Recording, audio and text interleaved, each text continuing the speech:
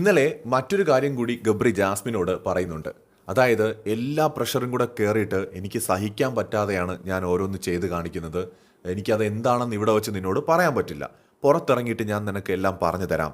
നീ കൂടി എന്നോട് സംസാരിക്കാതെയും മിണ്ടാതെയുമായാൽ എനിക്കിവിടെ ഇനി നിൽക്കാൻ കഴിയില്ല. എനിക്ക് ഈ ഷോ ഒന്നും ഒരു പ്രശ്നമേ അല്ല. ഞാൻ ഇവിടുന്ന് ക്വിറ്റ് ചെയ്തു പോകും എന്നാണ് ഗബ്രി ഇന്നലെ ജാസ്മിൻ്റെ അടുത്ത് പറഞ്ഞത്. ഒരു തവണത്തേക്ക് നീ എന്നോട് ക്ഷമിക്ക്. നീ എന്നോട് പിണങ്ങിയാൽ ഞാൻ ഇവിടുന്ന് നിർത്തിപ്പോകും. എനിക്ക് രണ്ടാമതൊന്ന് ആലോചിക്കേണ്ടി പോലും വരില്ല എന്നാണ് ഇന്നലെ ഗബ്രി ജാസ്മിനോട് പറഞ്ഞത്. സാധാരണ ഒരു സൗഹൃദമാണെങ്കിൽ, ഒരു ഫ്രണ്ടിന് വേണ്ടിയിട്ടൊക്കെ, അതും ബിഗ് ബോസ് വീടിനകത്ത് ഒരാൾ ക്വിറ്റ് ചെയ്യുമോ എനിക്കറിയില്ല. അങ്ങനെ ആരെങ്കിലും ക്വിറ്റ് ചെയ്തതായിട്ട് നമ്മൾ കണ്ടിട്ടുമില്ല. പക്ഷെ ഇത് ഓൾറെഡി ഗബ്രി പറഞ്ഞു കഴിഞ്ഞു, ഇഷ്ടമാണെന്നുള്ള കാര്യമൊക്കെ പറഞ്ഞു കഴിഞ്ഞു. അപ്പോഴും അതിനകത്തൊരു ക്ലാരിറ്റി അവശേഷിക്കുന്നുണ്ട് എന്നുള്ളത് സത്യമാണ്.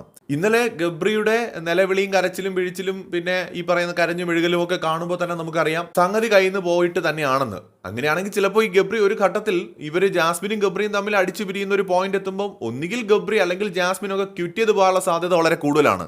പ്രത്യേകിച്ച് ഗബ്രിയുടെ കാര്യം കണ്ടിട്ട് ഗബ്രിക്ക് മെന്റൽ പ്രഷർ താങ്ങാൻ പറ്റുന്ന ആളായിട്ടൊന്നും എനിക്ക് കണ്ടപ്പോൾ തോന്നിയിട്ടില്ല. അപ്പം അതുകൊണ്ട് തന്നെ ചിലപ്പോൾ ഒരു പോയിന്റിൽ ഗബ്രി ക്വിറ്റ് ചെയ്ത് പോകാൻ പോലും സാധ്യതയൊക്കെ കാണുന്നുണ്ട്. ഇന്നലത്തെ ഗബ്രിയുടെ ഒരു സംസാരമൊക്കെ കേൾക്കുമ്പോൾ അങ്ങനെയാണ് തോന്നുന്നത്. പുള്ളിക്ക് അങ്ങനെ അധികം ഒന്നും താങ്ങാനൊന്നും പറ്റുന്ന ഒരാളൊന്നുമല്ല. ഒരു ഘട്ടം കഴിയുമ്പോൾ ഈ ഷോ ഓഫ് ഇറക്കുന്നതൊന്നും നോക്കണ്ട, പൊട്ടിക്കരയുന്ന ടൈപ്പ് ഓഫ് ഒരു കക്ഷിയാണ് ഈ പറയുന്ന ഗബ്രി. കൂടുതൽ അപ്ഡേറ്റുകളുമായി വീണ്ടും കാണാം.